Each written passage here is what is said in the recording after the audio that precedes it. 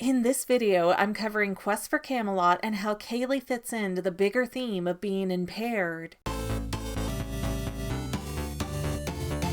Hello friends and family members, I'm Megan, and this is the Fangirl, a video essay series that makes overthinking look easy. Now, today's topic is Quest for Camelot, and since that movie released in 1998, I know a lot of you might have missed that one. To quickly recap, we have our heroine Kayley, who wants to be a knight in King Arthur's court like her deceased father was, but then Excalibur gets stolen by this weird, mentally deranged villain named Ruber, and Kayley decides to go into an enchanted forest to recover the sword. While searching, she meets this grumpy, sexy hermit, Garrett, and he's blind, which probably makes this movie the first time a blind person was a main character. And eventually the two of them become friends and they start searching around for the sword together, and they find this two-headed dragon named Devon in Cornwall. There's a falcon and then this griffin with a monocle because mythological accuracies and all. But, long story short, Arthur gets Excalibur back and Kayley and Garrett have this fake out wedding where, surprise, they actually become knights instead of spouses. And that's what they both wanted, so cool. Now, if you're a fan for Quest for Camelot, well, that makes one of us. No, really, I've been trying to challenge myself by rewatching movies I didn't like before and seeing if I can find the good in them, but rewatching Quest for Camelot has not converted me into a fan, which is a shame because the animation is gorgeous, the songs are decent enough, the story is different, and I like a lot of the film's broader commentary that being disabled or different doesn't make you worthless. I was like a tween when this movie came out and the previews looked awesome, but then I saw it in the theaters and I just hated it so much. I really think that's because of the dragons and the dialogue. A lot of the movie has this weird spacing where you're waiting for the next line to come, or when it does come, it's something really lazy like, "She's trouble with a capital T. Did you go to Harvard to learn how to write that swell?" And I just hate that two-headed dragon. They come in and just interrupt the flow of the movie, which has had this serious tone for 45 minutes, and it's like they got forced in there, but they don't really add anything to the story. Just some stereotypical comic relief that isn't really needed because we already have that blade-beaked chicken. Okay, that's our comic relief. We don't need it all to be funny. Really, it's like half of the movie goes with this smooth storyline and then record screeching noise. Let's throw in this bickering dragon because we want an excuse to steal more voices from Disney. You see, Cornwall is actually Mr. Potato Head and Devon is the guy that works with Figment. But in general, I just really hate when a movie is more serious and then it starts dumbing itself down with one-dimensional characters. Kind of like the gargoyles in The Hunchback of Notre Dame. But lamenting this movie aside, I want to really talk about this theme of being useful and disabled.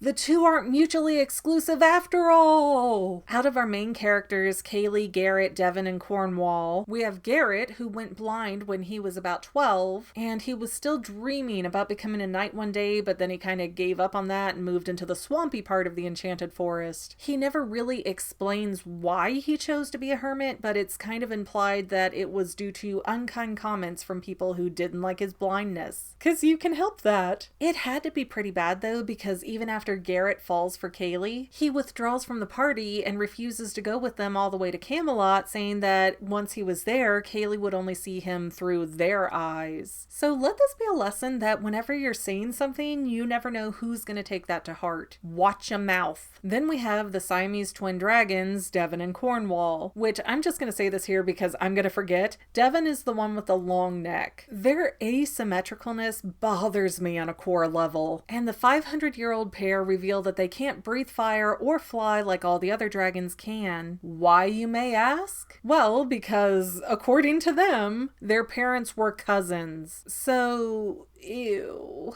Thank you, Warner Brothers Children's Entertainment. Now I have to explain to my audience what incest-related deformities are. But, much like Garrett, through no fault of their own, Devon and Cornwall are these deformed, inept dragons. Lucky for them, though, they figure out that the only reason they can't fly or breathe fire is because they don't get along, and once they learn how to get along, they can do both. Great lesson there, kids. If you're born differently from other people, then just change your attitude and stop being like that. It's easy to to fit in. Really, we could even throw Sir Ruber in the mix here. He's twitching his eye and transmutating people into weaponized humans just because he's bored with peace. So yet again, another character with an abnormality from the neurotypicals. And the movie never tries to deal with Ruber's mental health, they just kill him off, which again is a very mixed message about how far this movie is willing to go to actually put out support for people with different handicaps. Honestly, I'm surprised that Excalibur didn't end up healing Garrett's sight and fixing every other person's problem in the movie. Disability solved for everyone! Are you starting to feel why I don't vibe with this movie? But then we have Kayley, who seems to be healthy, neurotypical, and, well, fine overall. She doesn't even seem to be dealing with any grief or daddy issues. She's just really headstrong to become a knight. And that was something that her father encouraged her to do, so it's not like, I just decided I'm gonna change the rules and women are gonna be knights. Daddy fostered that dream and told her it was possible. But the more I thought about it, the more I've kind of realized that Kayley wasn't given any kind of disability like all the other characters because, get this, Kayley's gender is the disability from the writer's standpoint. I mean, just look at the Knights of the Round Table. There is not one female among them, which, while historically accurate, it makes the plot of the movie really weird. The movie shows us the Knights of the Round Table will take a mentally ill individual, just no girls. Why even encourage someone to do something that isn't possible?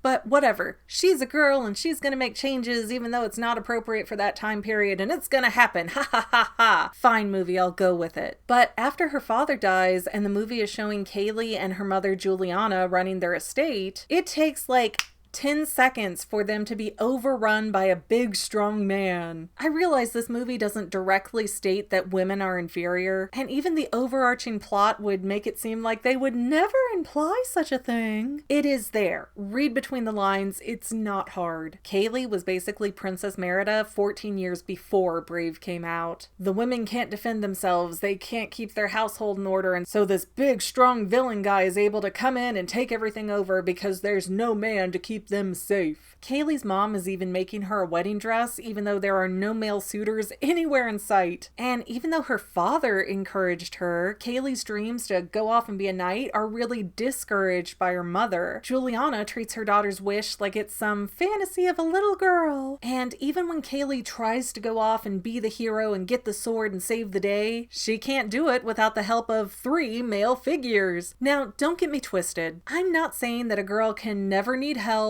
or that every movie with a female lead should avoid romantic storylines, but can we have just a couple maybe? We have Moana now, which is fantastic, and Brave doesn't count. I've already covered my issues with Merida over many other videos. But when this movie came out back in 1998, having a female lead role in a movie that was aimed at both boys and girls was a huge deal. Yet Warner Brothers dropped the ball on fleshing Kayley out. They make her out to be clueless, reckless, and so quick to fall in love with a stranger that her disability is femininity. And that is just so aggravating. Hey, fair enough, Garrett falls in love quickly too, but Garrett's also been alone for a huge chunk of his life and hasn't had anybody be nice to him in over a decade. So it makes sense for a character with that kind of backstory to cling to the first person who's nice to him. But what's Kayley's excuse? That Garrett rescued her? That she almost got him killed with her recklessness? That Garrett briefly knew her father? That her mother wouldn't let her date so she was rebelling even though her mom was making a wedding dress?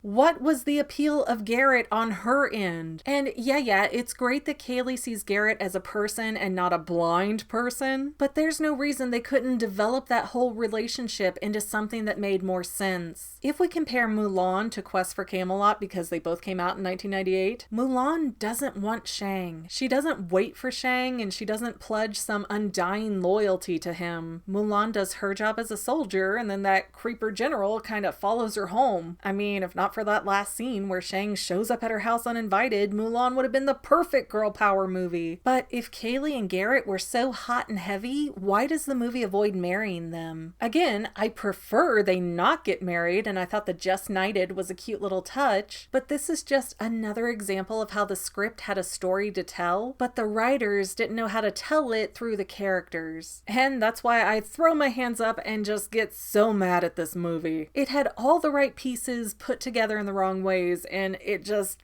Blech. You are welcome to tell me I am wrong in the comments, but you are not going to be able to change my mind. And I might be overthinking it, but that's literally my job. While searching, she meets the...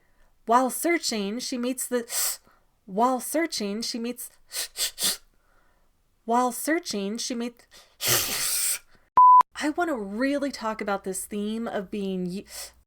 Kayley was basically Princess Meredith 14 years before. But it is just another example of how the script had a story to tell. She can't do it without the help of not one, not two, but 3 male figures.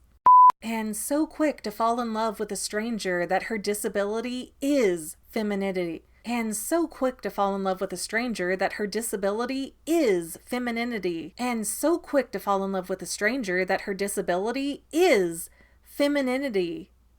Femininity is femininity. Femininity. And so quick to fall in love with a stranger that her disability is femininity. Femininity. That her disability is femininity. Femininity. Femininity. Femininity. And that is just so aggravating.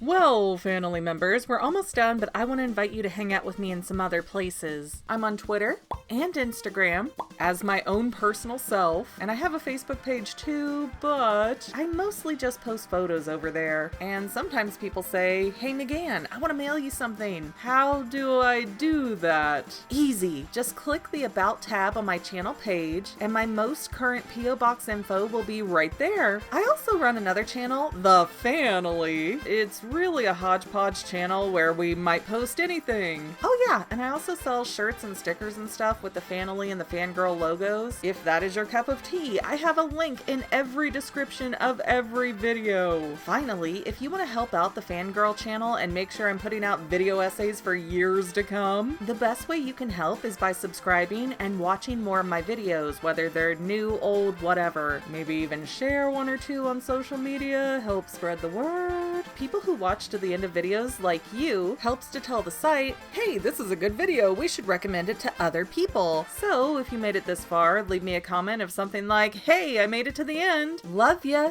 See you next time, family.